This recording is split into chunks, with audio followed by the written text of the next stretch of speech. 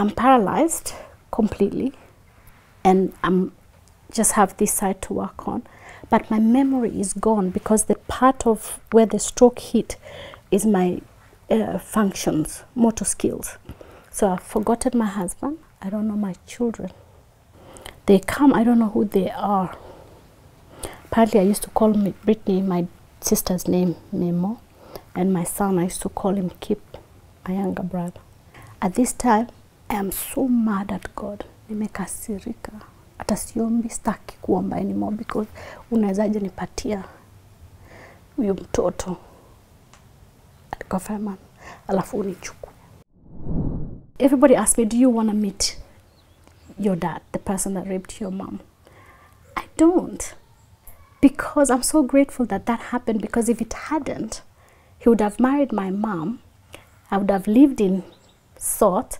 I would have been married there. I would have been circumcised. I wouldn't have fought for this. But I had nothing else to fall back to.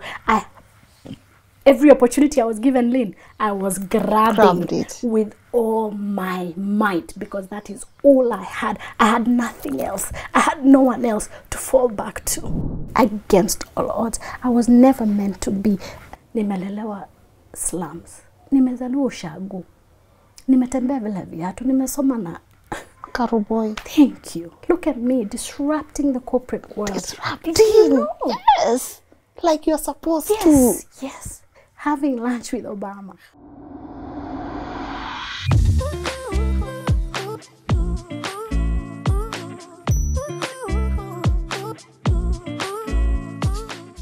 A very good morning to you and a warm welcome to LNS Rebuilding Series. My name is Lynn Ngugi. Now, my guest today has a real grass to grace story. But I just love that she has always said, Lynn, I'm not going to be a victim of what I've been through. And when I tell you guys what she's been through, honestly, I can't tell it to you extensively because I believe that's her story to share. She will be inspiring us with her journey, and I'm just happy that she made time to just pass by our studio, even during this holiday season with her family. And when I tell you she's giving pain to purpose, I love when guests come here and they just want to give purpose to their pain. Sorry, they really leave me inspired, they leave me fulfilled, and they leave me asking myself, Lynn, I get that it's really bad sometimes, but is it really that bad? And how are you able to uplift yourself and navigate life? I'm about to let her introduce herself, but you know, guys, a girl has to pay a couple of bills here. I want to say thank you so much to our incredible partners at Kings Developers Limited. And I've always said, if I'm talking to you about a product, it's because I've done my due diligence and I don't want you guys to get scammed. So if you're looking into owning a home, why don't you walk and talk to our guys at Kings Developers Limited at Prism Towers so that they can talk to you extensively about their apartments, great amenities, flexible payments plan, and they are also very ISO certified, meaning we don't get to talk in future about how muliuziwa manyumba maguta and Lynn was part of it. Go talk to them and let me also know what your thoughts are about them if you've invested with them. And we are winding up a year, a good one. Guys, we are heading to 800k subscribers. So if you are watching this, guys, niliwashika. I went to YouTube analytics and I found out that half of the people who are actually watching our content, you've not subscribed. Please subscribe. It goes a long way to making sure that our work continues being recommended and reaching a greater audience. And that's the best holiday gift that you can give us. So hit the subscription button, and of course to say thank you to our team who puts this work together. Asanteni sana for making sure we continue impacting the world one story at a time. And now, without further ado, please allow me to let this woman in red, this great mother, this great inspiration, introduce herself. Ma'am, good morning. Oh, afternoon. I know we are doing this in the afternoon, but it's gonna go on air in the morning. So good morning. I know. First and foremost, Yes. Lynn, before I introduce myself, I would like to truly appreciate you for having me in your show. I am truly honored, humbled beyond measure, and your team. Thank you so, so much. Thank you. So my name is Emily Korir. Mrs. Emily Korir. I am the CEO at BET Group Australia. I'm a mother of 2 amazing children, married to one textbook written book type husband, Bernard Korir. And we are so grateful to be here. Good. I see you brought the people, you brought your husband, you brought your kids. When they are watching you from there, how does that make you feel? It makes me feel so good, and also how authentic this story is, and it's changed our lives completely. Change the trajectory of our lives. Yes, we are not our pain. No. We are not our pain. No. I want to get deeper into your story, because this is the part where I sit back and let you take us through your story. But the theme of this particular conversation is dubbed rebuilding. Are you building? Are you rebuilding? Are you restructuring? Which part of your life are you in right now? Oh my God, I think I've gone through all that process and back to now rebuilding in Kenya, and what we are doing in Australia, just rebuilding all over again. But it's amazing what we have already rebuilt from our lowest. Good. Yes. I was going through your email and I saw some of the things you wanted to talk about, and I fell in that, would you call it stigma position, where you look at someone and you are like, nah, they can't have gone through this, you know. And I know better than to look at someone and just say they can't have gone through all this. But why was it important for you to want to share your story so publicly? So in the beginning of my story, I think it's such a shameful story to tell. And for a very long time in my life, I never talked about that. But then when things happened, as I'll tell in the story, I came to get comfortable. And when I got comfortable, it made it so much easier for me. And wherever I went to speak, people would cry and say, you're so inspirational. And I thought, you know what? This is what God wanted me to do, is to inspire the rejected, is to inspire those who have become so much shame in their family, is to inspire them. Yeah, inspire the rejected. Yes. I love that. You are such a big voice of the voiceless. We were just downstairs and you were telling me some of the plans you and your husband even have, God willing, for next year. And I just thought, how considerate can this woman be? You know, that's really beautiful. But I want to shut up before my people say, Lynn, you're talking too much, you know. This is the part I sit and allow you to walk us through your story before, you know, giving this, you know, purpose to the rejected, before giving love, before even knowing your story was shameful, to this part where now it's a story of triumph. I saw you with Barack. Oh my God. I know. When are you meeting Denzel Washington? I know. I'll give him the message. You when really, I do. you really, because just meet him and then just say, I've just mentioned Lynn, but I saw you with Barack. Yes, I saw you with all. with him. Yes, you had lunch with him. Girl, yes, yes. That is so casual, man. You had lunch with Obama. Yes, but my husband and I. Your husband and him, you know. But the thing is, from here to even dining or having lunch with people like Barack, that's powerful. I want to know, how did we get here? But even before how we got here, what have we been through to help us get here? Now, Lynn, I want to talk to you about my story. Yes. I hope my story will inspire someone. Your followers. My mom is one of your number one follower.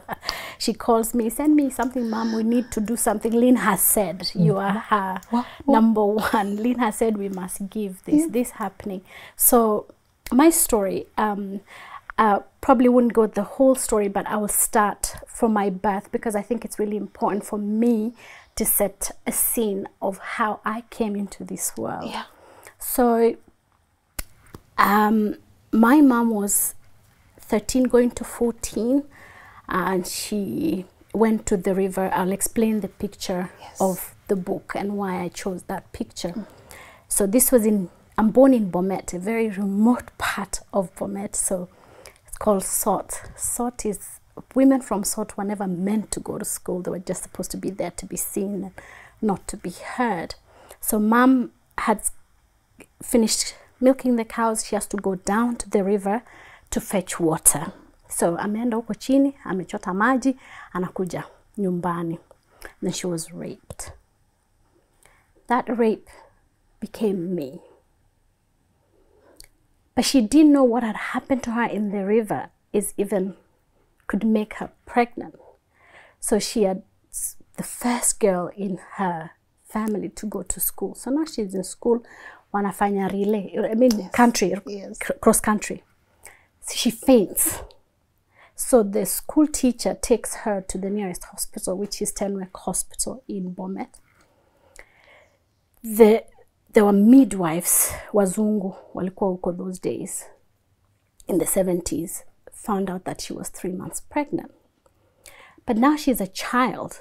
They can't tell her. So she says they take the teacher to another room and ask her, do you know she was pregnant? And the teacher said, the mom said, the teacher said she almost fainted because she knew my grandmother. My grandmother was a very tough woman in the village, like so. And she was also a second wife. You know, you have to uphold yourself because there's already a first wife. So you have, your children have to work harder to gain love from their dad because you're a second wife.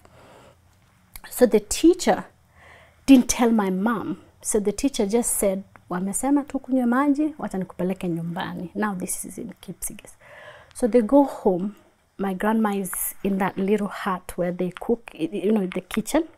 She's cooking. So the teacher told my mom to go away. She wanted to talk to my grandmother. My mom says all she had was my grandmother screaming because now she's been told by the teacher, did you know she was pregnant? So my mom doesn't know at this point. So she said she was beaten so much by my grandma, but my grandma was beating her because ameleta so much shame. That same night, she was circumcised. Because in our culture, a child cannot give birth to a child. The only way for a woman to become, for a girl to become a woman is through circumcision, FGM. So then she was circumcised that night. And then now my grandfather was told why that has happened. And now he was so bitter because she has brought so much shame. She's trying to tell them, they're trying to explain to her how she would have gotten pregnant. And she's trying to explain, if that is it, then this is what happened at the river. So-and-so raped me. Sasa wazee wanakuja kuongea. This person that raped her, I don't know him. I have never met him. I don't know him. I don't know my father. Rejected the rape. So rejected me, essentially. So now my mom is pregnant. Remember, she was circumcised. She said she was bleeding throughout her pregnancy with me. So it was a very high-risk pregnancy. She almost lost me many times. So now she's pregnant. My grandfather is giving her the hardest work huko chini kwa shamba ndio watu wasimuone. Watu watawasijue in the village. So she now almost had a miscarriage. She was rushed to that Tenwek hospital. I was taken out. I was in an incubator for 28 days. Wasn't meant really to live. And after 28 days in the incubator, nikarudi na mama nyumbani. So number one, mama wakakuja, kuna mama amejaribu kupata watoto hana, so umpatie. My mom said no. Akaambiwa okay, kuna sijui family wenye wanaweza wachunga far away from here. No. She chose shame every time. She chose me every time. And now she's had me. She's still being given all this work. She's carrying me, a little me, into that bush huko chini. Penye alikuwa anafanya kazi ile amepatiwa na my grandfather ndio huko chini. She was so much shame. She brought so much shame to her clan, not just to her family. So now, my grandmother said she thought, you know what, maybe this was God's way of teaching me something. Because she had lost 2 kids before my mom. She had had 2 stillborn babies. So she thought, I'm going to I'm going to help her because she's my first, and then my uncle. She only had 2. So now my grandma overheard my grandfather negotiating, because so now my mom has had a child. You can never get dowry for her. She's used goods in my culture, in the Kipsigis culture. No one would have married her because she was just valueless. Yes. So my grandfather was negotiating with this 67-year-old man who had 5 wives already for my mom and me now. My mom to be the 6th wife and me to go with her. So my grandmother thought, no. So at that time, my grandfather was in the army, so if you had fought in the army, you were given some plots in Nakuru, Rwanda area. So my grandfather had been given, I think, 2 acres. So my mom said to my dad, unaona huyu mwenye amekuletea shame now in Kalenjin, wacha nimchukue Nakuru, tukatengeneze ile shamba. You had to make it clean and fence it, so to own it, otherwise haungepatiwa. So my grandmother akasema wacha nichukue huyu Nakuru na huyu kitu yake. Kitu yake sasa si was me. Uko hakuna mtu anatujua. In the meantime we figure out nani atawa huyu. So they go to Nakuru. That's how I'm raised, in the slums of Nakuru. So while we're in Nakuru, ndio ujue Mungu ni mkubwa aje. Yes. While we're in Nakuru now, my grandma is looking after me, my mom is doing odd jobs. Jomo Kenyatta, the president then, akasema anataka every tall women to join the army. Who was tall? My mom became one of the first women to join the Air Force. So now me and my grandma become besties. Actually, I grew up calling her Iyo. Iyo is mom, because that's who I knew was my mom. She was never educated, Lynn, but she was the biggest feminist I've ever met. She was an empowering woman for other women.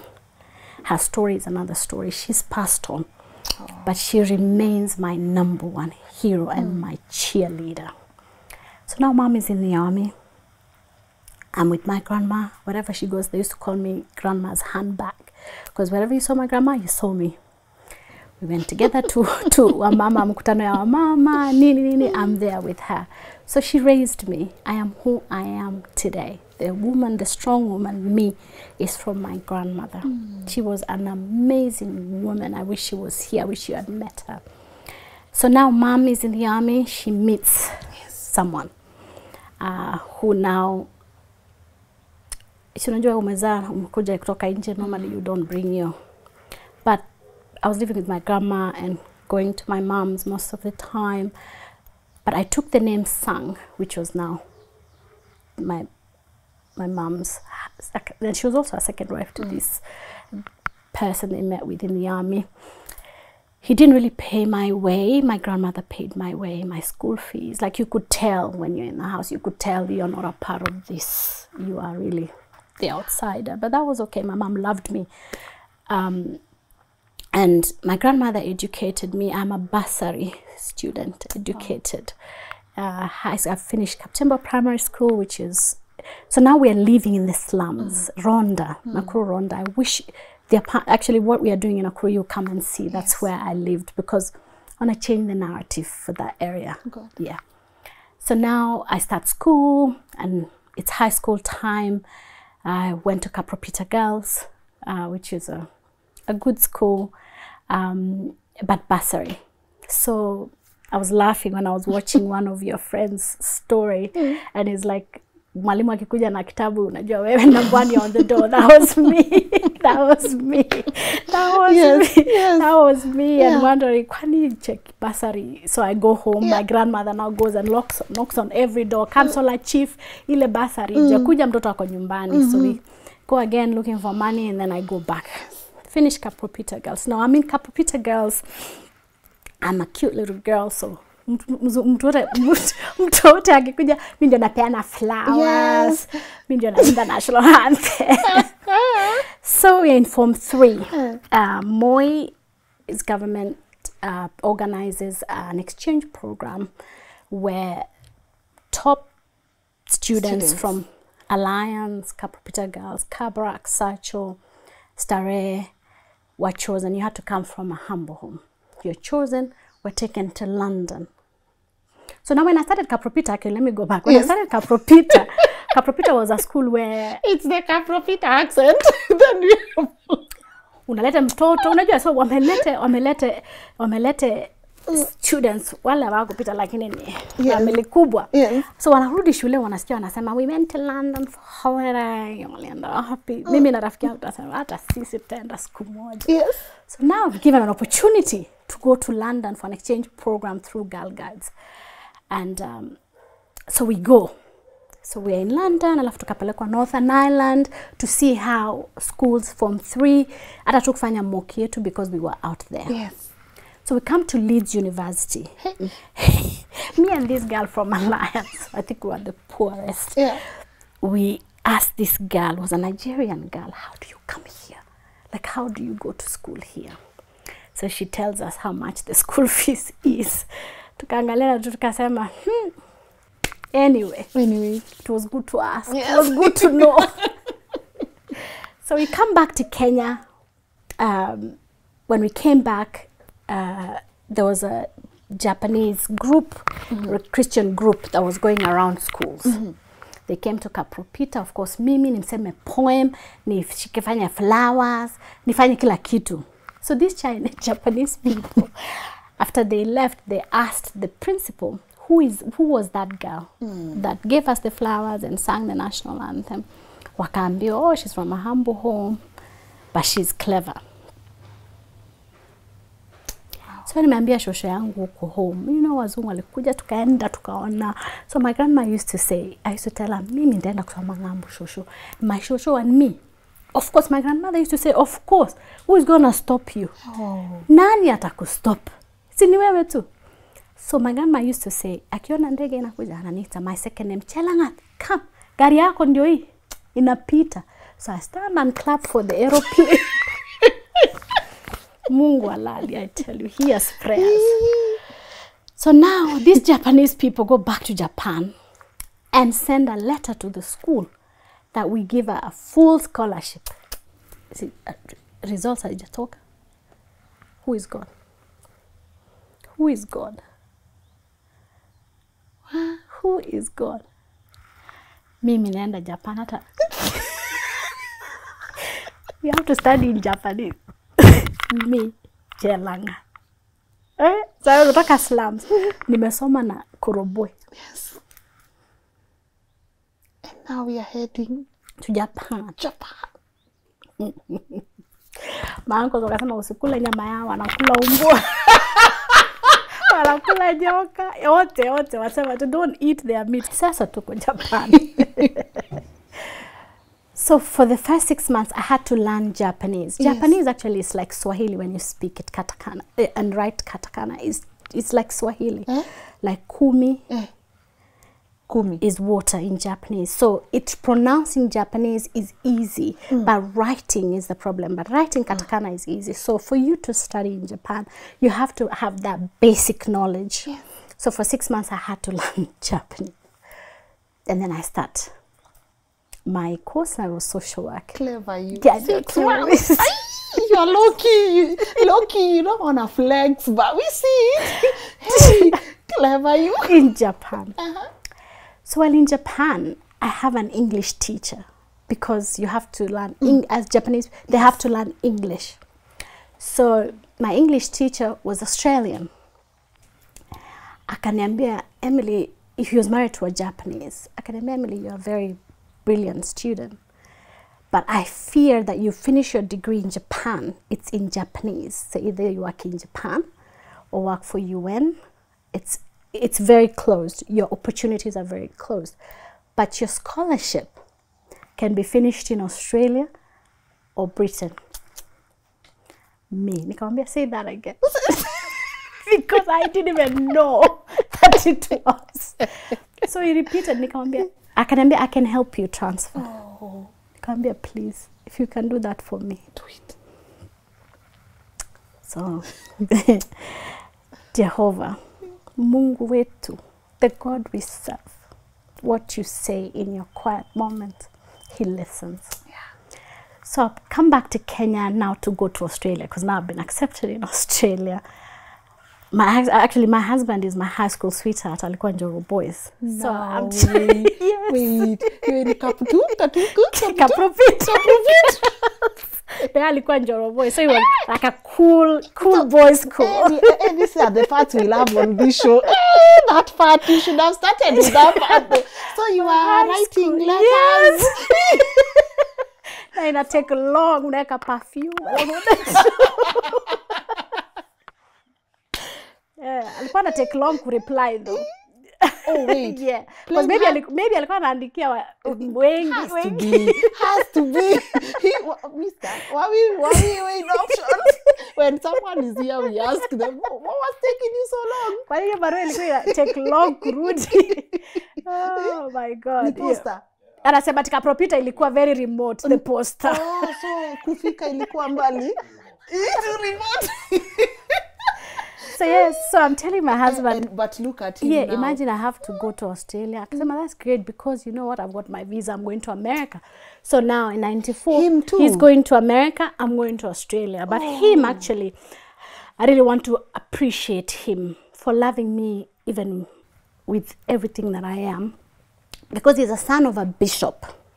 Oh. He's from a very big family in Kericho. His dad was an MP. So for him, marrying me was not meant to be, because you're supposed to marry a certain class of girl, not me, from a single mother, and from the slums. Yes. But he chose me from a very young age, and he says he knew at 16 that this was my wife. Wow. Yeah. He knew. He says he knew. Yes. So now he's gone to America. I'm in Australia, but we are visiting and doing life. Well, you are visiting who and who? My boyfriend. So you go to US. So I'm in Australia. I go to America. And see him go back to school. So why is life so hard right now? You guys did continents kama kupanda tuk like. Nakwambia, I am telling you, these girls. What's wrong with life? Hizo slums and Nakuru. Now I've left Japan. I'm in Australia, traveling to America. The Lord we serve. Amen. The prayers we say in silence. Yes. So I visit him, we do stuff, and then now my graduation, he you comes. Do stuff. we're hanging. But I wouldn't watch social media at that time, so I don't post anywhere. Yes. So you're just chilling. Yes. His sister was in London, so he would go to London, see them, come see me, and then go back to the US. Yeah. So migration, he comes, and then he proposes.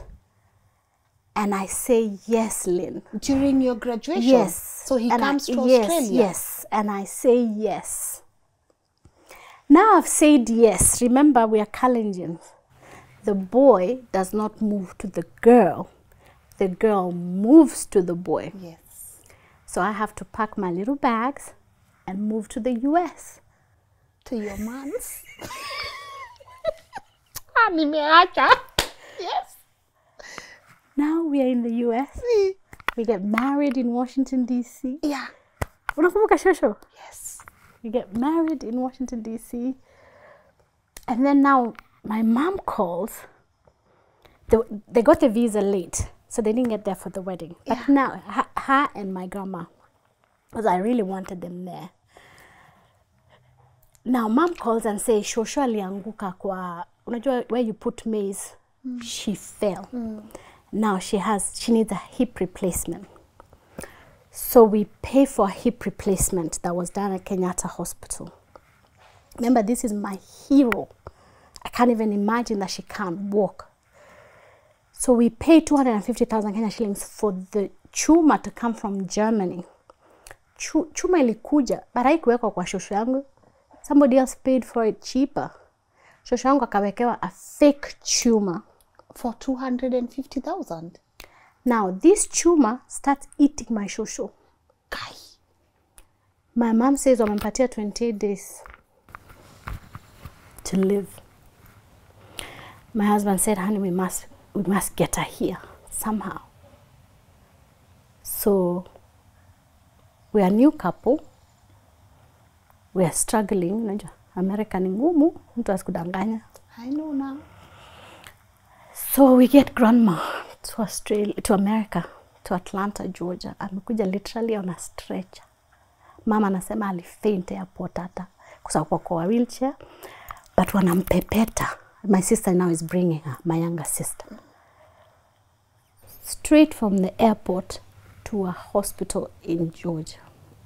So me and my husband sasa hatuwezi sema ushosho ni wetu because tutaambiwa tulipe. Oh. So tukampeleka emergency room na mkatoka. Tukaenda kukaa nje. Tunachungulia tu, tukaona anasa amemuona. Tunasikia unasema, oh my god, this lady is sick. This lady is sick.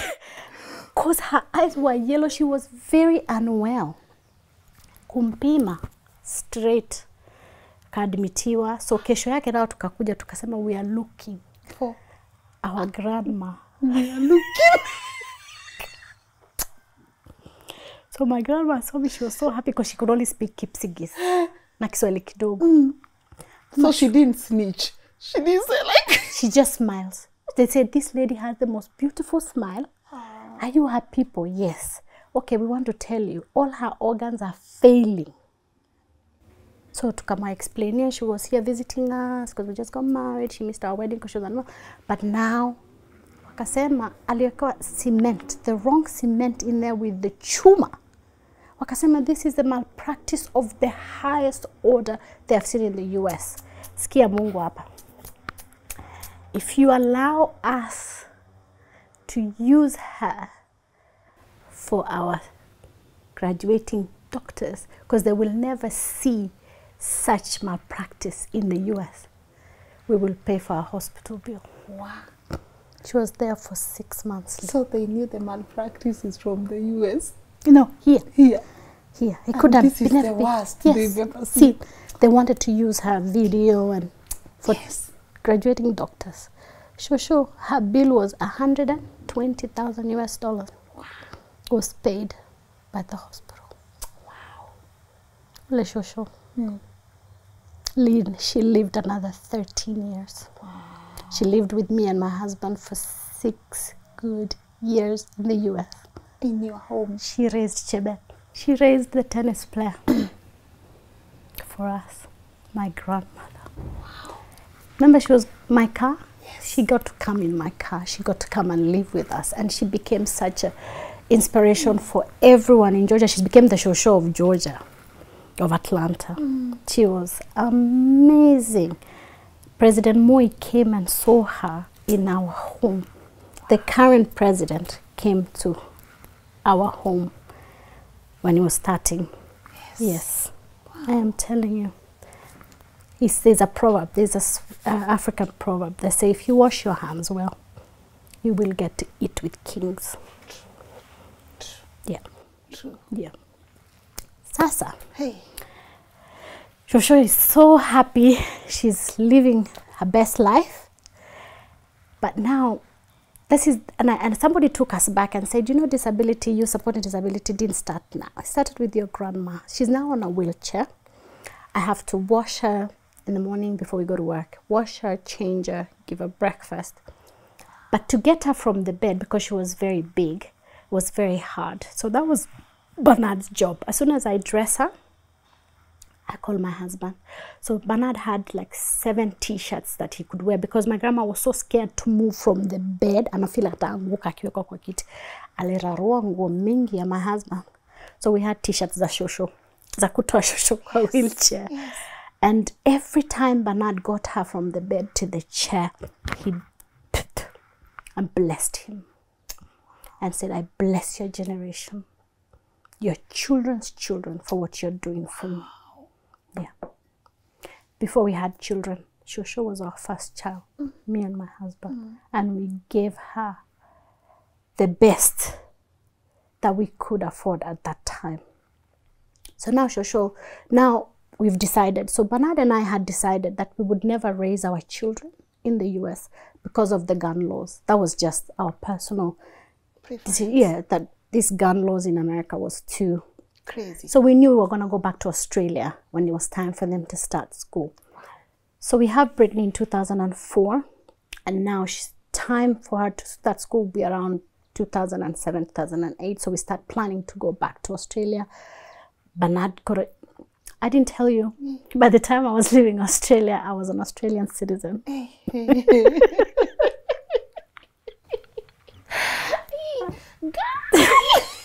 When I grow up, I want your face. The God we serve. In silence. The God we serve. The prayers our mothers, our parents say in their quiet spaces. In Australia at that time, in the 70s, I graduated in 1999, it was easy. If you have a degree, any degree, they offer you permanent residency, citizenship, because they needed skills. So coming back, Bernard applied for a job. So we thought, okay, we'll go to Melbourne. We'll start in Melbourne. I know Melbourne. I worked in Melbourne.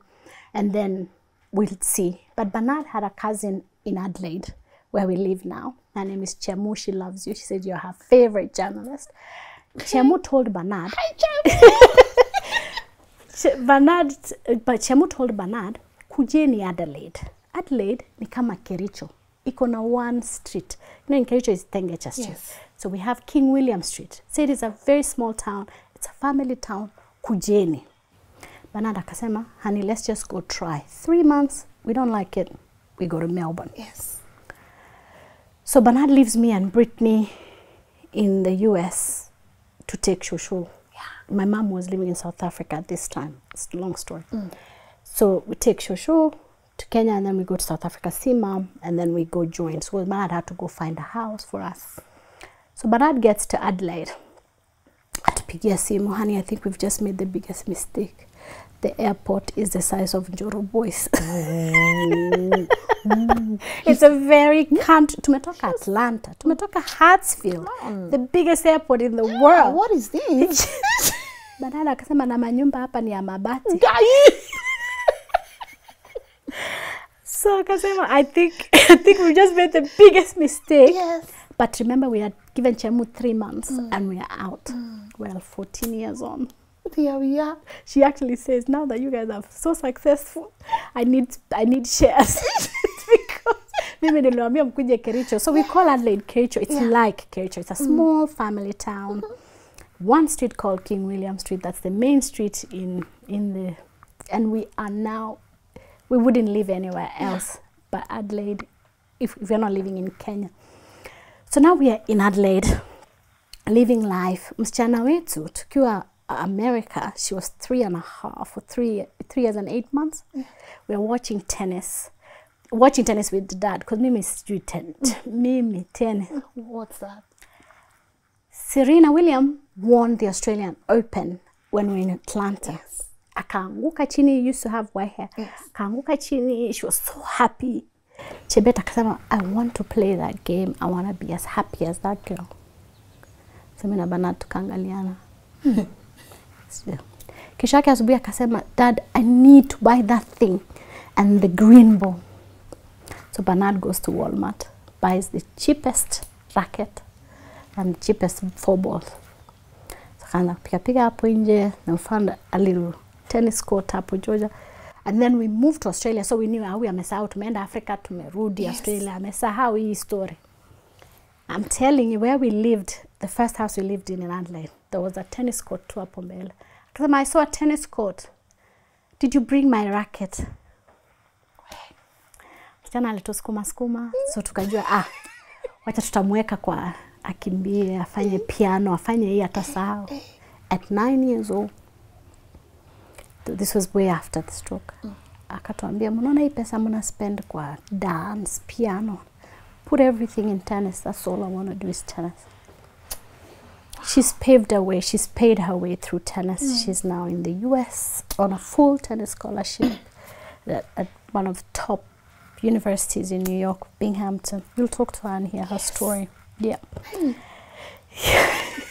Yes. So Bernard, me, I didn't know anything about tennis. Yes. Mimi nimetoka na kuronda. Yeah, kuna tennis huko. But Bernard had watched, so he understood the game.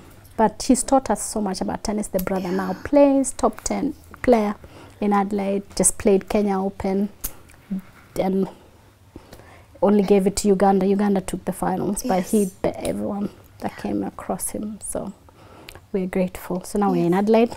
Life starts. We just have Tibet, and then we got pregnant, and we're grateful. It's a boy. We're so excited. At 20 weeks, we lost the pregnancy. So that was our first, our first experience, bad experience in Adelaide. And I remember we never even told Brittany that that had happened because she was young. She was excited because we knew it was a boy. We had even named him. Yeah. But anyway, 6 months later, we were pregnant again. And Bradley came about. He came with his own basket of blessings, I tell you. So I have Bradley, and now I was working. I was human resource strategist. He was working as well. So we had built a house, our first house in Adelaide. We are living life. I'm home. Nilikuwa nyumbani nachunga mtoto, fully breastfed. Chebet was 6 years old. One Saturday afternoon, nimemaliza tu kuclean nyumba. Tunaenda surprise birthday party, 40th birthday party for a friend of ours, and I was going to be the MC. There was going to be about 150 Kenyans there. It was amazing. We've been planning this surprise for 3 months with the husband. Her name's Pamela. She's actually in Kenya. They can't wait to watch this as well. Then I get this sharp headache on my left side after cleaning. Nikasema, let me take Panadol. Ndio by the time tufike kwa bash, I'm ready to MC this thing. So I go to the kitchen, get my 2 tablets, Panadol. Na nikakumbuka, unajua nimeosha kila kitu, sitaki kitu ichafuke, because we were going to sleep at Chemu's and come back the next day. Yes, I didn't want, so nikakumbuka niko na maji kwa room. So I'm walking to my bedroom to take this medicine na nioge. Ndio saa ile Bernard anaoga natengeneza watoto. I don't know if you've seen our pictures on Facebook. We sort of we match. Yes. I'll be sorting the kids, matching the kids while Bernard is getting ready. So walking back to my room, eat tablets mbili kaanguka. I didn't think anything of it. I bent, I got them. Walking again, zikaanguka tena moja ikavunjika. Chebet is like, "Mom, why are you playing with your medicine?" I said, "I'm not."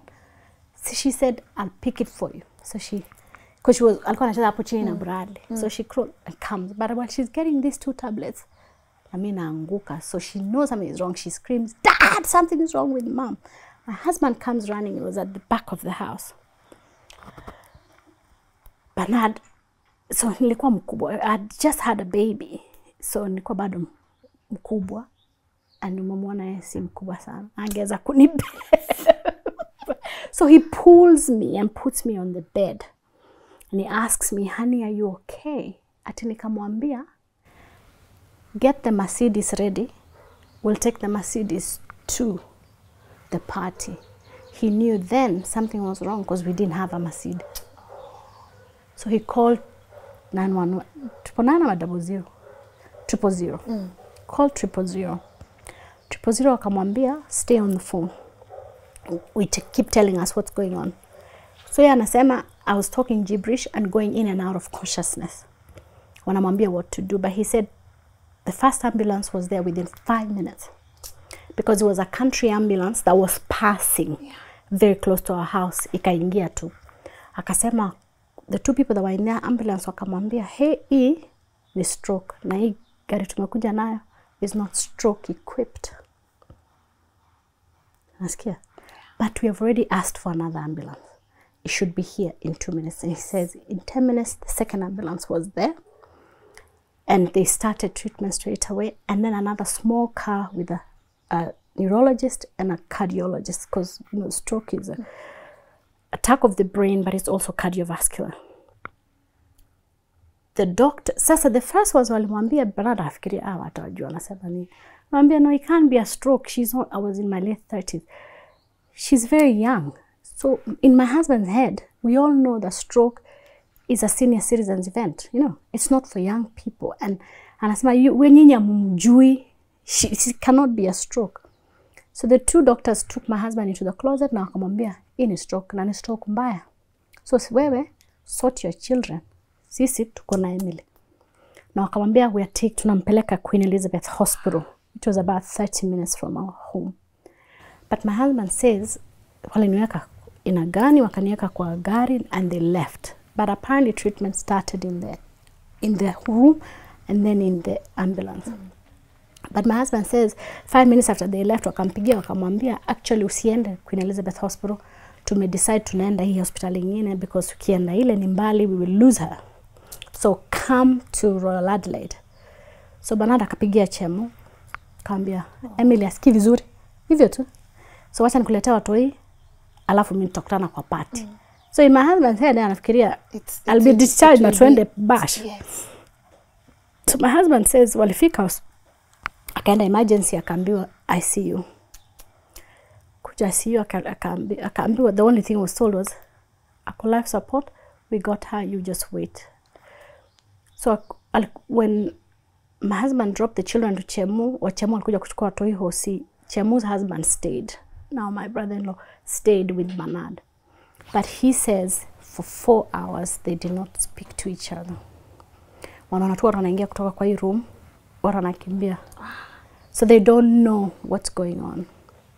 After 4 hours akasema daktari akuja akawaambia there's no need of you kukaa hapa. We are trying to keep her alive. So just go home, we will call you. My husband akawaambia, give me 1 minute. I pray for her. Wakamwambia only him. Na wakamwambia the wife you know is not in there. It's just machines. My husband said he walked in and it was just machines. But he could hold my. Akasema alishika na akaomba Mungu. Akamwambia usimchukue tafadhali for the sake of the children. Hata kama utanimrudisha on a wheelchair. Just give her back. And he said he felt God. And he left. Sasa afike kwa Chemu, amepewa room, the room that we normally sleep in when we are there. Ni yeye na watoto. Akasema he now felt this could be it for us. Bradley alikuwa breastfed fully. Remember? So hakuna chakula for him because chakula niko na hospital. So he says it was the airiest feeling. Lakini anasema watoto walilala through the night. Even ule mwenye hakuwa na chakula. So the next day akaenda Children's Hospital, akaambia what has happened because Bradley is anaphylactic to dairy, eggs and nuts. So haezi kunywa powdered milk. Hana chakula. At this time it's 24 hours, but now doesn't know what to do, whether I'm going to live or die. Mtoto hana chakula. Huyu mwingine Chebet anafikiria mama amekufa because aliona ambulance ngapi? 2 outside the house. Na hajui what's happening because Bernard is explaining, anambia tu mama is fine.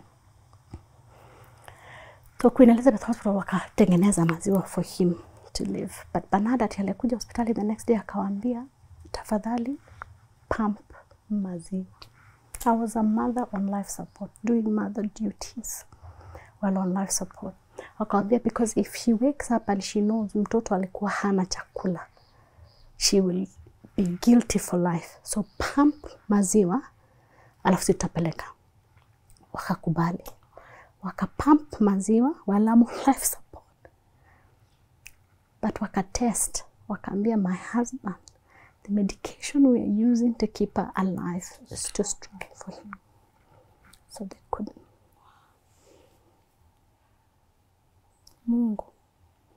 Mungu Lynn. Mungu. So now, Bradley anatengenezwa maziwa na Children's Hospital. My husband anaenda kuchukua, anamfeed. Actually, all his teeth, his baby teeth, ilitoka because the milk was too strong as well for him. Sasa niko life support for 7 days. Then niko ICU for a month. And then HDU. So when I woke up, when nilivotokelewa life support, I lost my memory. Remember, I had this, the stroke was here, but now I'm paralyzed on my right side completely. Even now, I don't have feeling on my right side, the paralyzed side, but I have full function. And I'll explain how that came about. So now I'm paralyzed completely, and I'm just have this side to work on. But my memory is gone because the part of where the stroke hit is my functions, motor skills. So I've forgotten my husband. I don't know my children. They come, I don't know who they are. Apparently I used to call Brittany, my sister's name, Nemo. And my son, I used to call him Kip, my younger brother. My brain went back.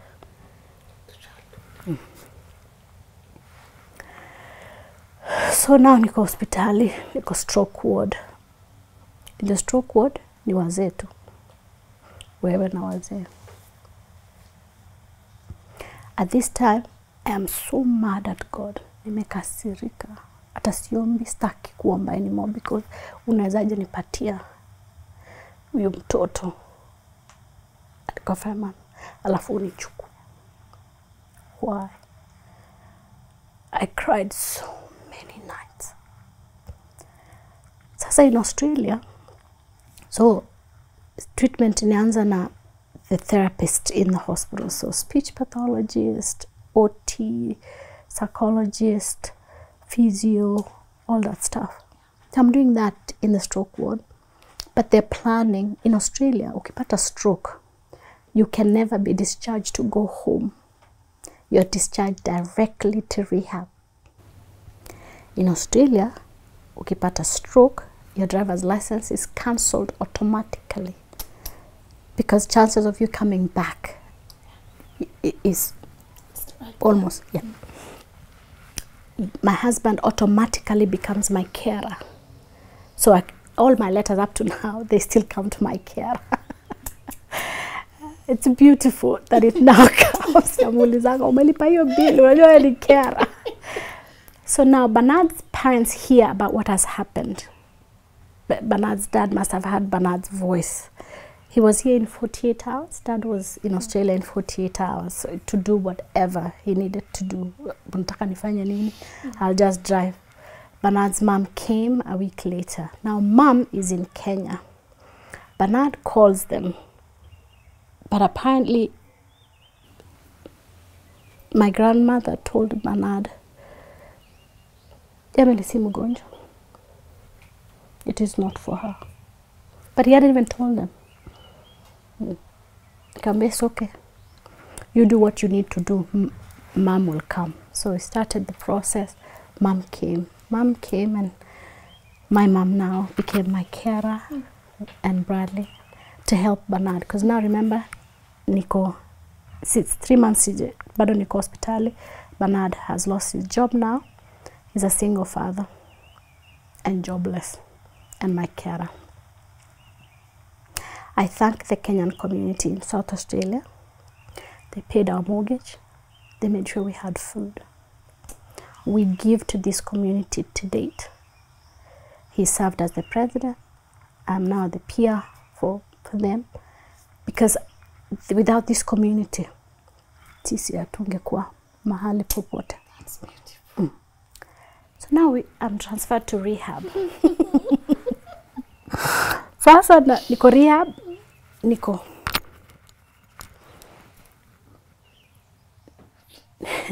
kwa ward na wamama watatu wazungu wazee. Mmoja huyu alikuwa 59, huyu alikuwa 60 and 70. But then we've become friends because we're here because of the same. There's a stroke ward for rehab. So in rehab, I'm seeing 5 therapists a day. Moja anajaribu kunifundisha ku bring the hand down, to walk, to try and try and teach you even to talk. Because they say to my husband, now after life support akaambia, your wife will never walk, talk, read or write again. The wife you knew will not come back. So now 3 months in rehab, so this is 6 months, my speech pathologist akaanza kunifundisha ku count. And I could count to 3. 1, 2, 3. The next day she asked me again and I remembered. So nikamwambia, oh my God, that means my brain is teachable again. I can remember. So nikamwambia, you know what? I'm going to go and do my MBA. Wait. Emily, you're going to go and do what? My MBA. I count to 3. And we are going for our MBA. So akaniambia, oh, you know, Emily, stroke is an attack of the brain. And with stroke, there's long-term goals and short-term goals. An MBA is a long-term goal. So in medical terms, it's not going to happen. I was so upset. That's when I made up with God. Nililia, because this lady is not cheering with me. Yeah. She's not going, yes, of course. So nikaenda kwa room yangu. I didn't even eat dinner. Nikaomba Lynn. Nikalia Lynn. Nikaambia Mungu, let's show them who you are. Let's show them the power that you possess over this brain. Kesho yake I'm seeing a psychologist. So you have to see a psychologist because your life has changed. Everything has changed. Everything that you knew has changed. So huyu psychologist ananiambia, oh Emily, what's been going on? So nikamwambia, oh, you know what? I'm going to do my MBA. Akaniambia, oh, where did that come from? Nikamwambia, you know, I can remember now. I did 3 and today I did 3, so I can remember. Akaniambia, oh Emily, you can tell that she's been prepared to speak to me. Oh, you know, with stroke, there's long-term goals and short-term goals. An MBA is a long-term goal. And we don't want you to go back. Akaongea na my husband. Akaambia, I think she's going to be trying to push herself to do things, but please talk to her. Nikarudi tena nikaomba. Nikaambia Mungu, umesikia vile amesema huyo psychologist. Let's show them who you are. The God I serve. Lynn. I started that MBA while I was in rehab online. So nika apply 3 universities. At Flinders University, University of Australian Institute of Business, and University of South Australia. Nika admitiwa zote nika acceptiwa zote 3. Wana Mungu. Sasa niko rehab nafanya na kidole moja kwa online. Hata my husband ajui ninafanya tu. Because yeye ameongeleshwa pia to make sure that I don't push slow myself down. Nikaona Australian Institute of Business is the only one that will do it fully online. Because sasa mimi nafikiria nikienda Flinders waone niko na disability, hawatanikubalia. So I wanted to do it behind the keyboard. Nobody will know. I signed up with Australian Institute of Business.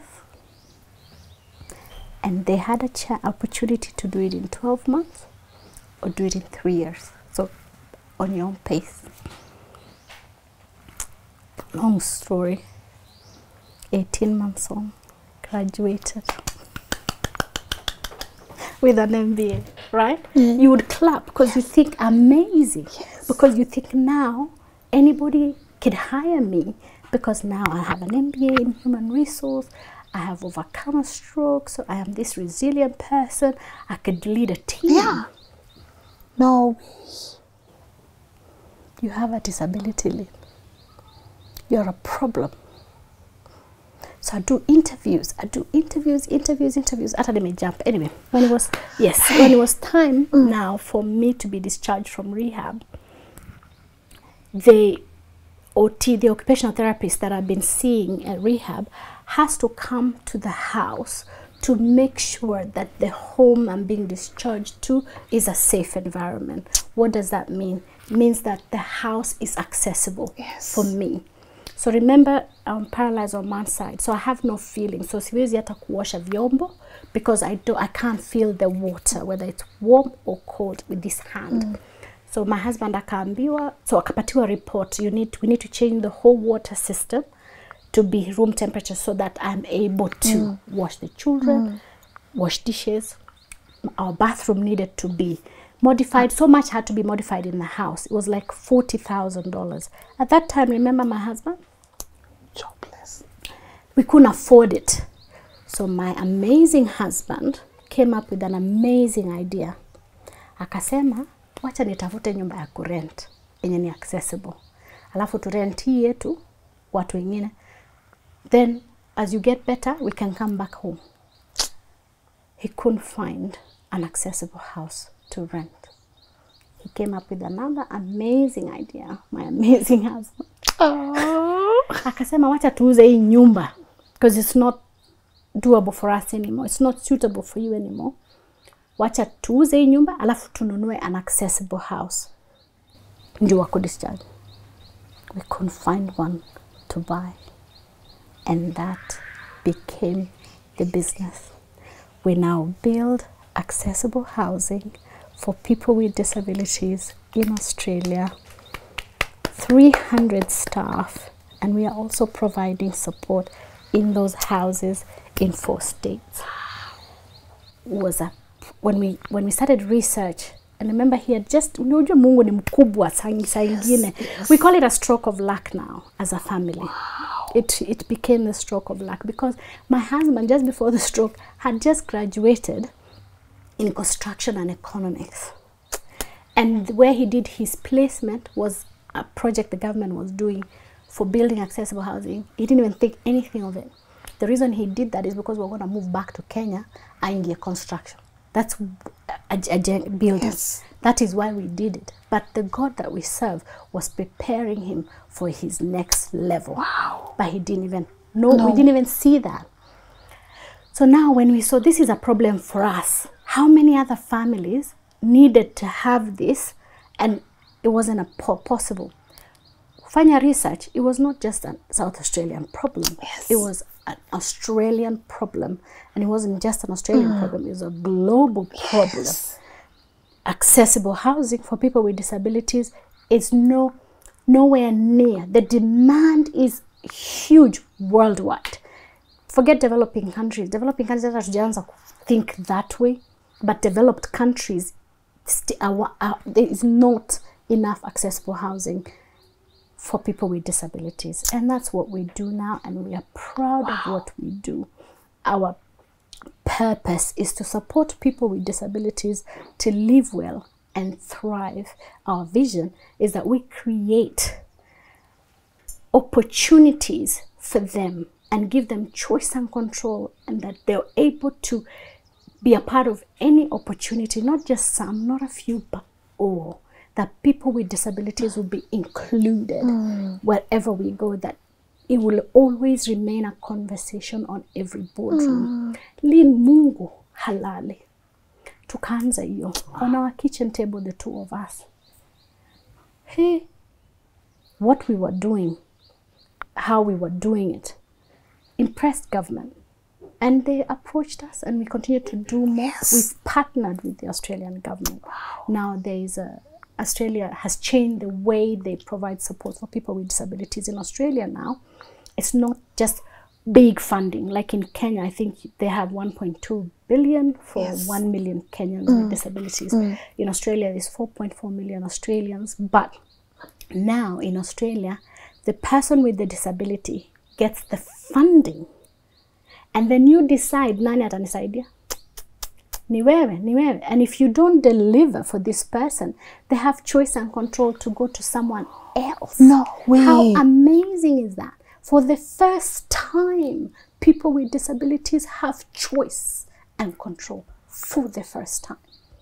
That's why people like New Zealand, Singapore, they want to copy the Australian way of doing disability support.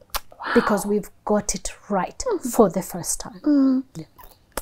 And now so that's what we do. Yeah, congratulations. Yes. How is business? Oh my God.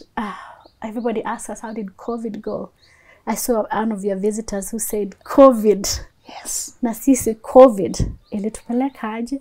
Because now there are so many people with disabilities stuck in hospitals because hakuna the right housing. Unaona Mungu, he's a God of timing. He's a God mwenye anapanga saa ile wewe hata hujui. So the hospital needed to discharge these people with disabilities so the beds can be given to people with COVID. Nani walikuwa na manyumba ready? Nani walikuwa na staff?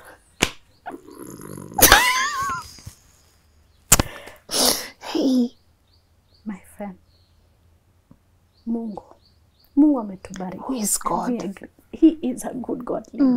He is a good God. And what we've learned and what my husband taught me was tithing.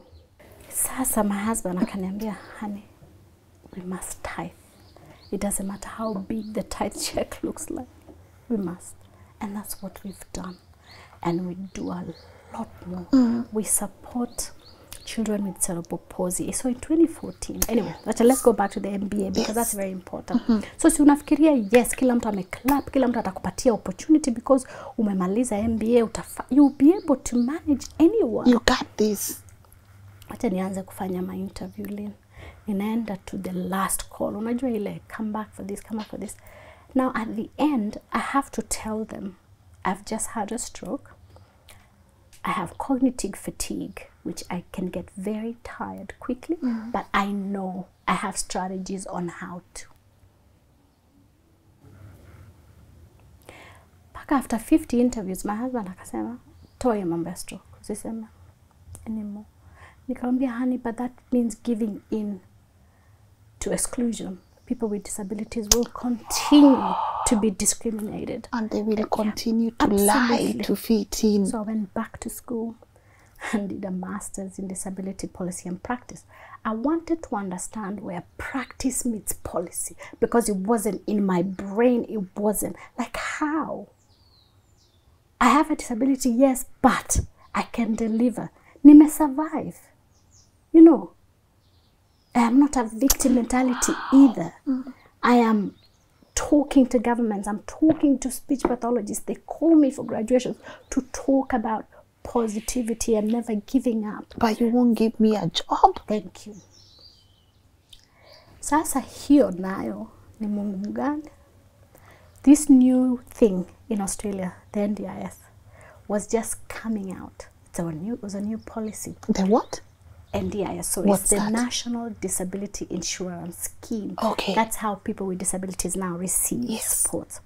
Remember MBA, Masters? You needed to specialize, either do a policy or do a social planning issue.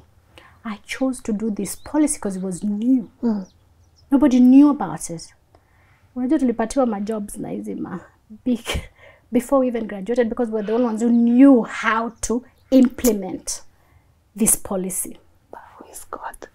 Going into this company that I went into as the NDIS business development manager to now get the company into the biggest and non-profit organizations. Nikakuja nikaambia my husband, they're the biggest, they're tier 1 in housing, but housing is still an issue. And that's how we said, so he's doing his research on this side, I'm doing mine on this research, and now we said we're ready to do this. We didn't want to go in without knowledge, we didn't want to go in without research. There's got to be a reason why there's a gap. Yeah, we needed to understand that. And so we understood that, and now we are registered providers. We are, I remember my grandma used to say, ukienda huko ngambo, pata mzungu mzuri ya kuandike kazi na uchunge kazi. Sasa mimi niko na wazungu wazuri wananifanyia kazi.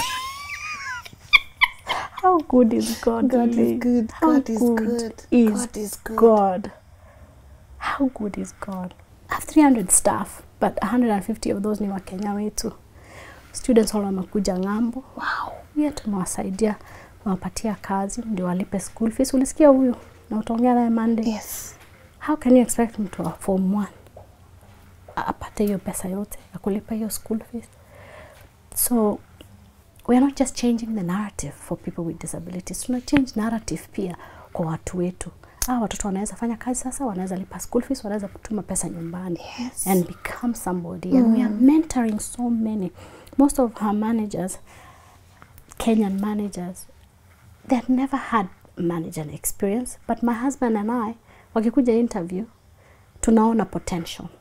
So many of them are masters. Lakini hakuna mtu anawapatia opportunity. That is what we are doing. Giving them opportunities. And they are thriving. Thriving kabisa. We mentor them. Kama mtu anataka kuanzisha biashara kama yetu, we give advice. We mentor kabisa. Yeah. How does that make you feel though? You are living your purpose. It's a stroke of luck. It's a stroke of luck. And against all odds. Against all odds. I was never meant to be Lynn Uliona, CEO, global CEO, most outstanding CEO globally, being featured on Forbes magazine. This was not meant to be me, but the God we serve. I remember my grandmother saying, never, ever, ever let anybody else's perception of you become your reality. Yeah. Don't. Ijali wewe ni nani? Mimi nilizaliwa kutoka Rip. Nimelelewa slums. Nimezaliwa ushagu. Nimetembea bila viatu. Nimesoma na Karuboy. Thank you. Thank you. Look at me disrupting the corporate world. Disrupting. Do you know? Yes. Like you're supposed to. Yes. Having lunch with Obama. Being invited to have lunch with Obama. For me and my husband, tuko tunajiangalia kwa kioo. Sisi, babe. Sisi. Honey. Yes. Sisi tunaenda kula lunch na Obama. Nilivaa nguo. This is my lucky dress. Oh no, my dress. gorgeous. I wore to Obama's lunch. I tell you, I wore this for Obama's lunch. And then we won Telstra Best of Business Awards. Telstra ni kama Safaricom. Yes. It's a big telecom in Australia. And they have the biggest award. When you get this award, you know it's a most rigorous award. We're the first Africans to stand there.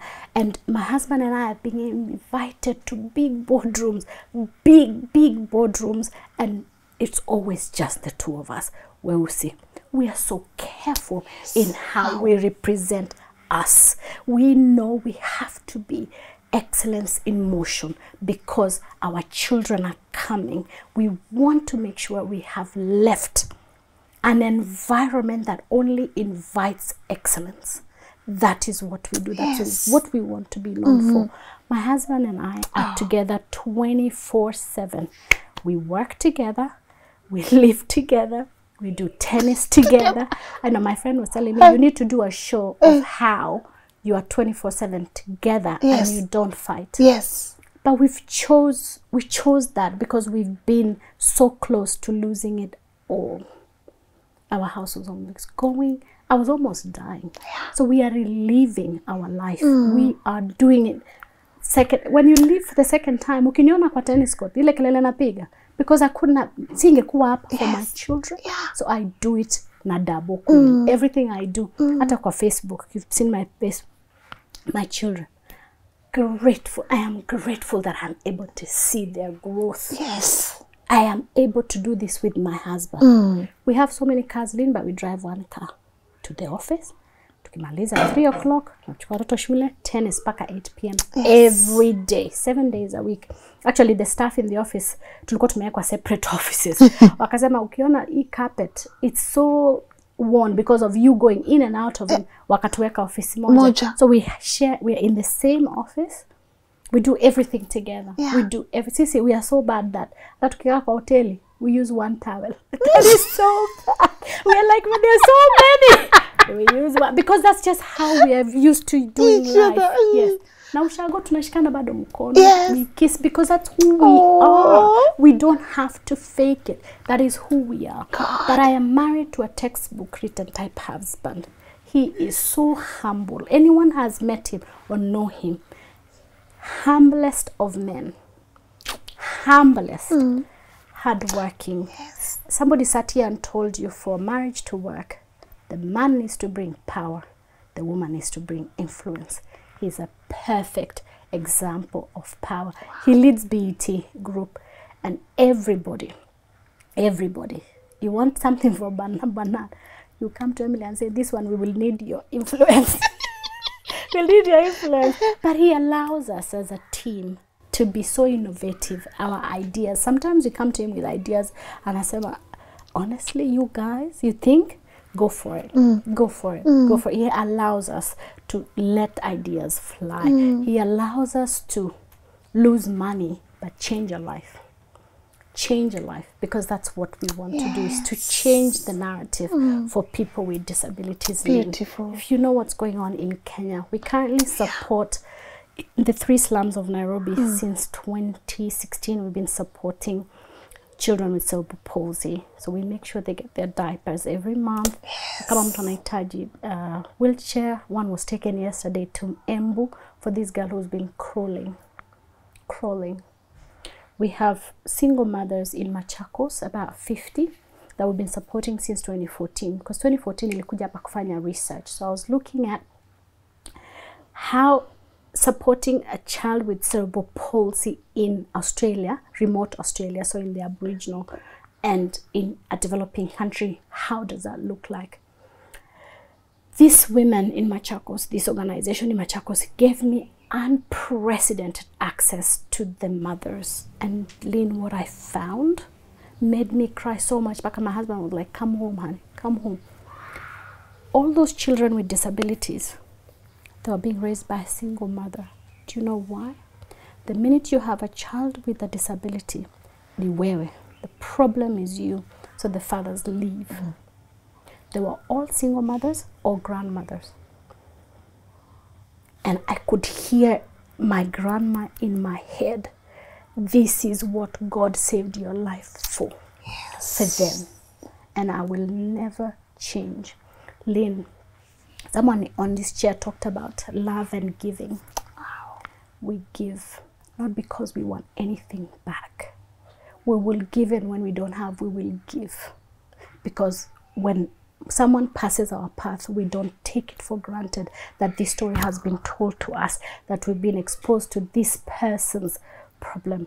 We give. And the more, you see, a lot of people haven't gotten. The more you give, the more you receive. A lot of people don't know. If you know that, you have unlocked that. For me, Lynn, I am a testament that the more you give, the more you receive. When we became successful, started being successful, my husband and I sat and prayed, and we decided we will not do anything for ourselves until our immediate family meamuka pia. So we started with parents. We renovated Bernard's parents' house. We got mom. So mom was still living in Shaw's house. We bought her land. We built a house for her. Bought her a car. And then we went to uncles and cousins. And yes, we wanted them first, to be the first. We did family first. And now we are starting to build Kenya for us. Now, 5 years on, we did family first. Yeah. That's beautiful. That's powerful. Yeah. You gotta do family, because it would be so unfair for us to be flying in jets and doing lunch with Obama. Yeah. And you've not done anything. My mama ameweka hiyo picha kwa WhatsApp. Hata mimi ndio naweka kwa thumbnail.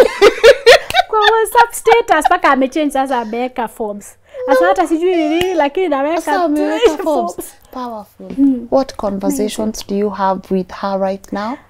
Mom, the first thing when we built the house for her and gave her the key, she said, Mommy, I prayed to God that you will never know what it means for your card to go teeth ever again. And I had someone sit here and say, when you don't know how much you have, that's when you know Mungu amekubariki kabisa. I don't have to worry about that anymore. Your balance. Anymore. Because the God we serve is such a good God. Yes. Such a good God. Yes. Beautiful. Powerful. How is marriage life? Oh my God. Me, I have to be the luckiest girl. Even my sister-in-laws go, you know what? I wish we could, I wish they could clone him in another family so they can marry him. He is an amazing man. Amazing. Usijali na waletea next year. Amazing, Yes. amazing. And I said to God, thank you for showing my children what that looks like, to be loved and to love. And remember, everything changed. You'll talk about it maybe next year. Yes. Everything in your marriage changes when your body changes, your intimacy, everything changes, Lynn. Everything changes. So you choose to now do life. Our new life is this, and we're going to live it this way, but we're going to live it to our best. Beautiful. Yes. Beautiful. Yes. No, he's an amazing husband. I love, Amazing. yeah, I love that you even helped me come up with the concept of today's conversation. I have you, I have your mom, I have your daughter, 3 generations of women who have gone through different stories, and look at them right now. I honestly can't wait to sit with those 2 and just get to understand, you know. But go on, you want to say something? You taught me about giving them their flowers now. I give her flowers every time I'm in Kenya. Last year we gave her the key for the house. The year before we had given her the title deed. This weekend we just gave her another car. I'll send you the video for that. She cried. She almost fainted. Another car. Another car. I'll have to say another car because we had bought her car. Yes, I know. That's why I'm trying to say. Like, yeah. But my brother is hogging the first one, so we had to do this weekend. Yeah, and so this one she wasn't expecting because she already had one. Yeah. So akalia yake yote karibu afaint paka he was videoing, he stopped videoing crying because everybody was crying. It was just, and it was a true surprise. We were just stopping by for dinner and we took some friends and she had her friends there. And I remember, sijakwambia, one most outstanding CEO in Australia. So that put me in the global bucket. And then we're invited to London, saying that I am in a finalist. And my husband said, when will you ever be a finalist in such a thing? Let's go and let's bring parents. So my mom, we flew my mom into London, and my auntie who had never been in a plane. this is for last month. Yeah, a few months ago. Bernard's mom, Bernard's dad, and then Bernard's 2 sisters that live in London, and their husbands and their children. So we were all there. We had a table of 10, and it was just us. And then I win the award. Yes, because why not? Yes. So I was outstanding CEO in globe, in the world. Yes. From where? From Koroboi. Yes. From Sandak. Actually, no shoes, alafu Sandak. Took a graduate to Sandak. Nani alisema? Who said? Who said? Who said? Who said? Ooh, you're the only one. Only you can stop you. Only you can stop you. Just, if you come up on a dream, please, don't give up. Don't give up. I know sometimes it's like, where do I even begin? But where could I have begun in the slums? To be here today with you. I like one guest of yours said, this story is another story for many years to come. We'll be saying, you remember us talking about that? Yes. And then also what I've observed with your stories, most children, everybody asks me, do you want to meet your dad, the person that raped your mom? I don't, because I'm so grateful that that happened, because if it hadn't, he would have married my mom. I would have lived in Sot. I would have been married there. I would have been circumcised. I wouldn't have fought for this. But I had nothing else to fall back to. Every opportunity I was given, Lynn, I was grabbing with all my might, because that is all I had. I had nothing else. I had no one else to fall back to. I didn't. So would I want to meet him? No, I haven't missed anything. Mimi na shosho sangine hata tukuwa na chakula, tunakula tu ugali ya jana na strungi. But it was a journey that I had to go through to make sure that I don't take anything for granted. Yes. Aki, why don't I want to let you go? Why do you think we limit ourselves as individuals? Why? Because we are told that voice. Someone tells you, angalia huyu. Because sometimes I used to go with my grandma, and people you can see, my grandma is old, so I really can't be her child. But ni mtoto wa nani, so you can see the whispers oh, huyu ndio ule, huyu ndio ule. But I never took it. Me, I knew, I'm gonna be somebody. I'm gonna be someone. Apparently, I used to say when I was young, I want to be a teacher, because when I went to nursery school, Mrs. Kamau, yeah, it was so nice and so powerful. I used to like her. Nilikuwa naambianga mimi hata sitaki kuitwa Emily, nilikuwa nataka ndio mwalimu. Teacher Emily. Ukiniita Emily mimi sitiki. Ukiniita mwalimu ndio ndatika. Because I saw from my grandmother's eyes the strength of a woman, and that's what I want my daughter to know and see. And also kindness. Yes. When you're kind, genuinely kind, being kind, not to be seen, but being kind because you've actively listened to this person, God activates something. Yeah. And when you give, you're giving.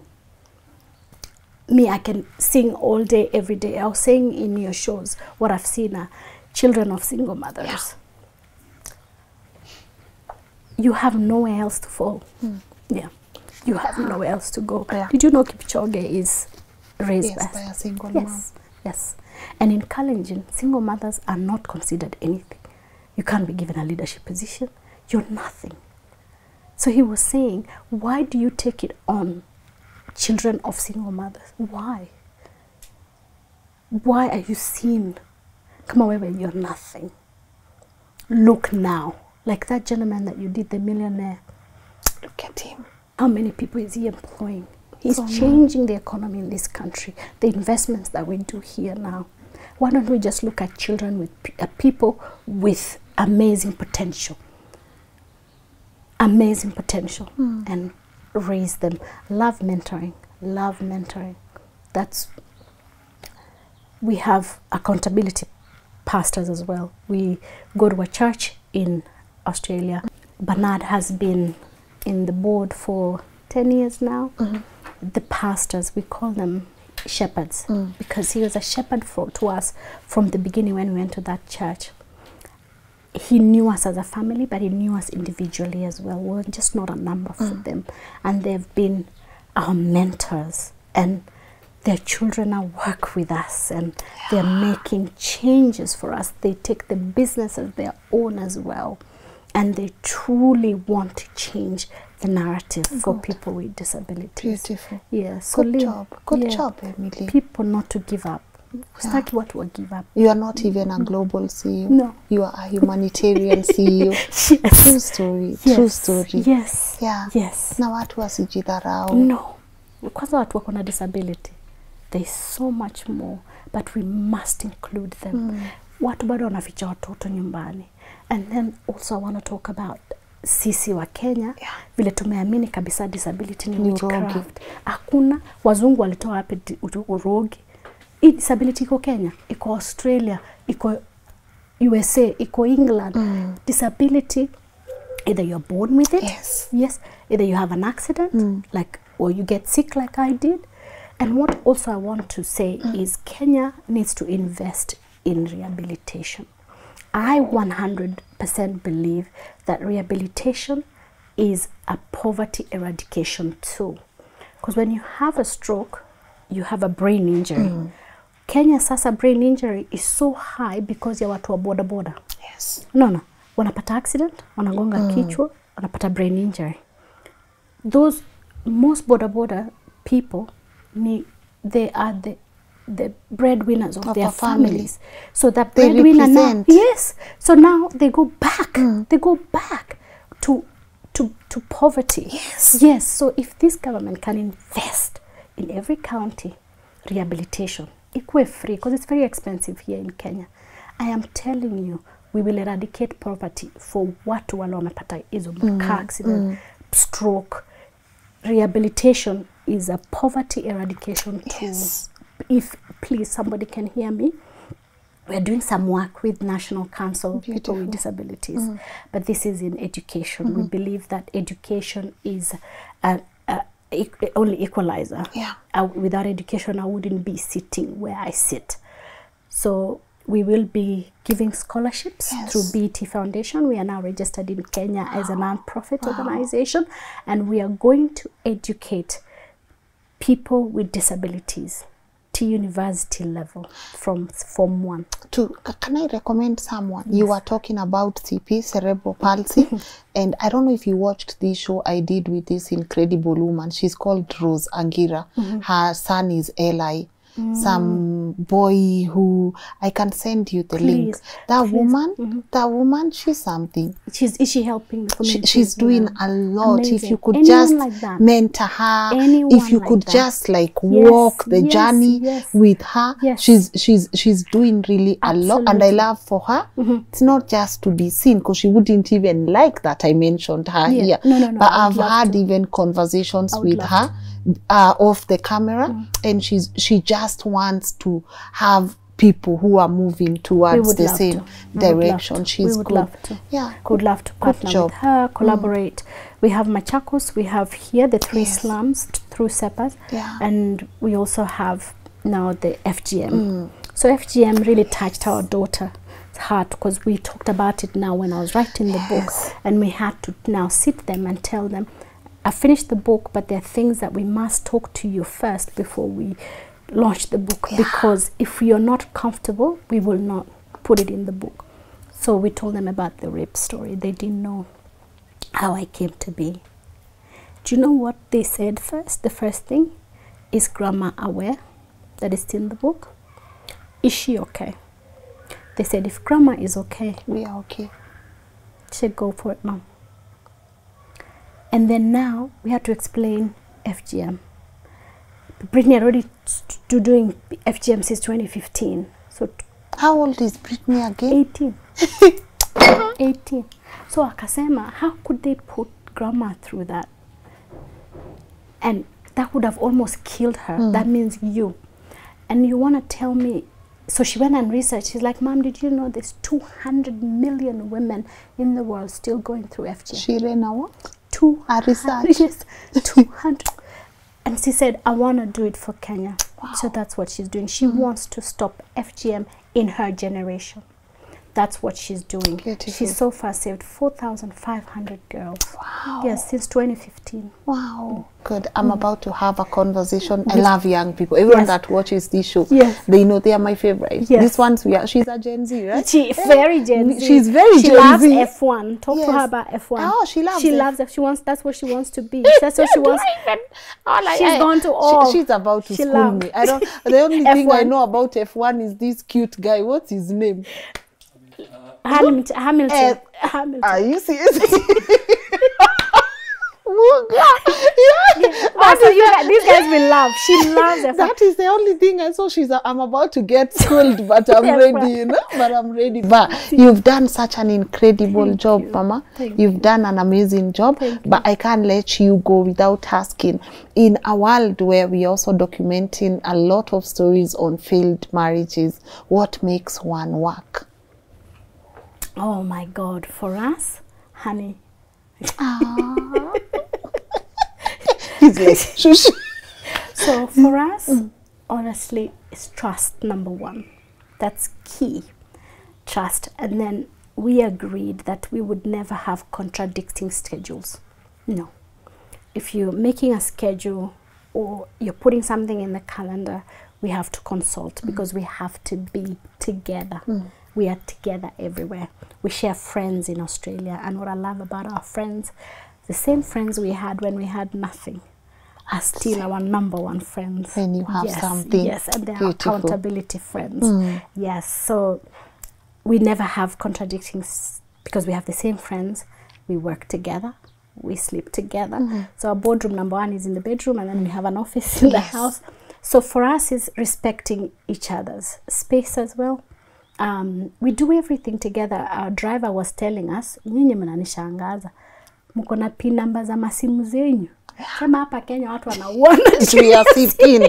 Juu ya pin. Kuchukua simu. So we were trying to understand from him, his level. Tukamuuliza na yako na bibi yako. Akasema hii maisha, hii marriage iendelee, kila mtu na simu yake. So for us that is so, because we share the PIN number we use for everything is the same. So there's no secrets. No secrets. Beautiful. I think that's number one. Trust, no secrets, and supporting each other 100%. He's my number one cheerleader. Beautiful. I'm his number one cheerleader. Yes. When he's speaking somewhere, we pray before we leave the house that God will just shine the light on him. And today he said, honey, I feel you, Lynn, Mom and Brittany will bring this to what we really want is for single mothers, raped. I'm a product of rape. Lots of shame. But look at where this has come. And now look at who I'm raising. Did I have an example of this is how to do a perfect marriage? There's no perfect marriage. There's no manual. But you work on it every day. You must be intentional about the love that you give to your husband. You must be intentional in not... We don't discuss anything in your watoto. It's not in that space. Yes. Okay. Yeah. So our children have never seen us scream or yell at each other. No. And they won't see it They will in not. time still. They will not. And we know that he's setting the standard for her husband. I'm setting the standard for his wife. I want to raise a son who will be respectful, who will be kind to his wife. Beautiful. How do I do that? Showing kindness to the dad, Yes. but walking it, doing it and walking it. Good. So someone was telling us, you guys need to do a podcast. How Yes, could I you think, just... I think so. Yeah. I think so. And we don't have time. Oh my God! Simuniweke to studio Australia. I know, right? I come and do it there, like you know. You are so welcome, and No, you've promised us that you're coming to Australia. Yes. There are many stories in Australia, by the way. There are so many stories in diaspora that hasn't reached here. Come. One step. Please come. One step Please at a come. time. We're gonna be there, but against all odds. Yes, Beautiful please. cover. I can't let you go without promising. Explaining. You said, you said you would tell me where this comes from. Yes. So when you look at this cover, remember my mom was raped when she had gone to fetch water? Yeah. This is her coming back home where she got her love. For me, this is where my values were raised. This is where life started. This is where I was made who I am by my grandma. And then disrupting the corporate world. But these are my roots. Yeah. Without this, I'm nobody. Oh, I love that. Yes. Yes. Yes, that's the story. Yes. That's the story of the cover. Beautiful. Yes. Where can people get this memoir? Oh, so it's on Amazon. And it's also at againstallodds.com. Yeah. You can order from the website. We pulled the hardcover off Amazon because the quality that they were bringing out when we ordered was not this quality. So to get this quality, that's really good. Yes, Well, that's what I was admiring. Yes. You order on our on the website againstallodds.com. Yeah. Or just email me. Your email? Or just do it on social media. Okay. So Emily Korir public page. I'm gonna put it on the screen. Please follow me, and you can order the book. Beautiful. And for anyone with a disability, it's free. And anyone else, I think for Kenya was what, honey, 3,000. Yes. Yeah, It's beautiful. it's a book that it's very easy read. It's an easy read for you. Maybe a day or two, you'll be done. Yes. And I hope it will inspire you to inspire many more people. because you truly are touching lives. I don't know if you know. I don't know if you know. I hope so. I am telling you, and that's not just in Kenya, globally. Yeah. And I was explaining to Brittany because I said, "You have an interview," and she said, "Oh, with who?" I said, "The Oprah of Kenya." She goes, "Oh my God, what's her name?" So she Googled and she goes and she goes, "Oh God, she's good. I like her interview style. She just lets you run with it." That was good. Hey, you set the standards up there. Lynn, why not? Nalbia interviewing her here, she's like, eh? Only you I appreciate can't stop it. you. Yeah, only You're me doing can a fancy. stop. I saw Only your me. story. I saw Yeah. your story how you and then somebody tried to chop it. But Yes. look at God. Yes. Look at God Look now. at God. 800 and it's gonna be millions. Lynn. Amen. It's gonna be millions. Amen. Your stories are now. Your stories are real. Your stories are authentic. Yes. Yeah. Good. So I know for sure you'll get to millions. Yes. Millions. Please subscribe. And tell them again, because man, subscribing, you know, for me a subscriber, you and I more grace to you. Thank you. Continue That's disrupting. Yes. This is good. Thank you. This makes me happy. Thank you. This is the true definition of giving purpose Yes. to pain. Yes. This is the true definition of we are not what happened to us.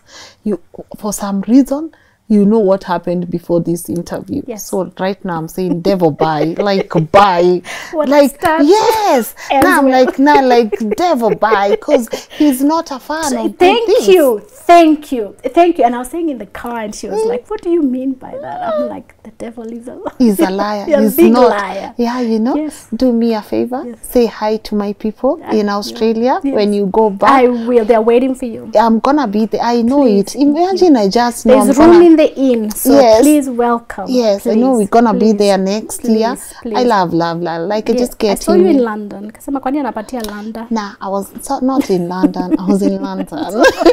My mom will tell you. Have you ever? Unaongea na watu wa London. You know, I was in London.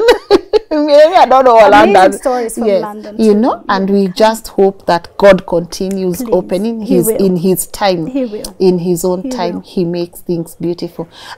So go on. You're about to say something. When the time is right, He makes all things. I, the Lord, will make it happen. Yes. He'll make it happen for you Amen. and your team. Yes. Kujeni Australia. Yeah. Please, kuna Yeah. Wakenya wengi, kuna stories mob. Kuna Wakenya wamefanya amazing things. That's as what I well. want to do Yes, actually from that perspective. Yes, come and see. Come and Yes. see. We Yeah. are truly, actually, one minister was telling us from census last year, honey, Yeah. that Kenyans are the highest paid migrants in Australia. That Beautiful. means tumeenda tumesoma And we we've have done the right disrupted. thing. Corporate And world. we've disrupted. Yes. Okay. Yes. I'm about to let you go Thank because you. I'm about to get into this interview with your daughter. I know mom is here by now, maybe, I don't know, but looking, before even I let you go, anything you want to say that you feel like we left out? Really, for me, is let's include people with disabilities. If you go to a church, please include them. Angalia mali wanaweza ingia church poa. Kama you can do those rams. If you are an employer, kama uko na biashara, include mmoja tu. Include mmoja, Mungu atakubariki. Let's include people with disabilities. The fight for inclusion goes on. People with disabilities deserve jobs as well. They deserve accessible housing as well. So please, I'm just for people with disabilities. Let's do it. The Bible says, God, our new, even that's they're the God's apple. Yani, ukisaidia mtu wa disability, you're helping God. These are the voiceless. Wenye Mungu anataka sisi, we intentionally help them. Don't help them so you can be blessed. Wasaidie tu na roho yako. Utaona vile Mungu atakufanyia. Nenda zako. That's it. I'll take up the challenge. Please. Yeah, I'm just thinking. And I will hold you accountable. In this network, honestly, we don't have one. And I'll take up the challenge. Please. I promise. Please. Mungu atakubariki Lynn, utashanga. Yeah, I promise. Utashanga. Yeah, it starts with us. Yes. It starts Yes. with If us. everybody can keep it on the table. Yeah. On the conversation table. Yeah. Yeah, hata kama uko na kazi yenye unaona mtu akona wheelchair anaweza kuja kaa hapa tu apange hizi files. Mpe. Thank you. Yes. They deserve. They deserve it. Yes. Yeah. Thank you for coming. You're gracious to talk to. Thank you. You just exude a lot of so I know why the devil did not want this interview. Paka nikarudi usingizi, but anyways. Look at us now. Thank you. Yes, but there's always something we do on the show. Yeah. I know I'm gonna have a conversation with your husband next year, God willing. Please. Yes, please. That's a story I have to document, but yes. I'll only document it in Australia. Yes. Let it be known. Yes. Then I'll do the cutaways in Kenya. Yes. But before I let you go, who would you want me to host? Next. Yes. Oh now it's becoming part of our conversations. Okay. I gotta prioritize my guest suggestion. Yes. I think you should. Oh my God. I have two people that I'm thinking of that have really inspired me to just keep going. I think Kipchoge, if you can. I think he's amazing. He's amazing. I think, and if you can't, Kipchoge, there's a friend of mine called Lynn Korir. She's doing fistula. Yes. Yes. Fistula is It is. Big issue. It's a big issue. She's doing an amazing job in that space. Or Ann Korir is doing an amazing thing in cancer as well. She's currently in America for representing Kenya through, they're being taught about cancer, and she went through cancer herself, and now she's doing that. So, and Sharon went through fistula. So those two women, or Kipchoge. But then I need to say someone else. There's a young professor in Australia. Was she the youngest? Gatwiri. She's here now. She's a professor, and she's doing a lot of work on racism in Australia. Okay. Which is a big deal. It's a big deal. Yeah. I'm gonna do that. Yeah. Consider so it. I'll send you those. Beautiful. Consider them. They're amazing stories that touch. You see, when things touch the lowest of the lowest, many people don't want to know about, but they're doing amazing work for people that other people would not look at. Beautiful. Consider it done. I'll do my best. And of course, my husband next No, year. that one is done. Tick. You know how our audience are waiting to see. to see him and hear him, you know. But that consider it done. I'll highly prioritize that. But you've spoken to everyone and everything. So I want to give you an opportunity to look at that camera and talk to yourself. Dear Emily. Dear Emily. Beautiful. Don't forget what Shosho said. Don't let anybody else's perception of you become your reality. Wherever you go, whatever you do, stand for you. Yes. Beautiful. Thank Stand you. for you. Okay, let you go now. All right. You know the drill. Your take home on the comment section. Please. You want to reach out to me, info@lnn.digital, and also let's appreciate our partners, Kings Developers Limited. I love the aspect of construction. Yes. So we could also challenge them to make sure that when they are doing their apartments, they are also considerate of people who are able differently. Check out the amenities as well. Give me honest feedback. In Nakuru, they have them. They have all these beautiful places, affordable, medium range, upper, and I would appreciate feedback from someone who is also experienced in that sector. Endeni mununue manyumba mukiweza, hakuna pressure. Office Prism Towers, they have it. They are the guys behind that beautiful building at Upper Hill, and I always appreciate your honest feedback to help us grow our platform towards the right direction. Send that positive criticism if you have any. Guys, note the word positive. Me, I will block you if you come on our comment and on our inbox na makasiriko. I promise you, you just get blocked, you know. Positive criticism is what helps build brands. So we always appreciate those, and we always take them seriously. I love you, my people. I hope you've been inspired by today's conversation. On the comment section, you know, that's where we leave our take home. And I always go through those comments. Mkiona koka love emoji, it doesn't come at sijui I sent someone to do that. I always go through them, and I always engage with you guys on the comment section. Let's have beautiful holidays. Let's take care of each other. Let's extend kindness, and let's all remember we are not what happened to us. Gonna see you tomorrow at 10 a.m. Bye-bye. Thank you. Yes.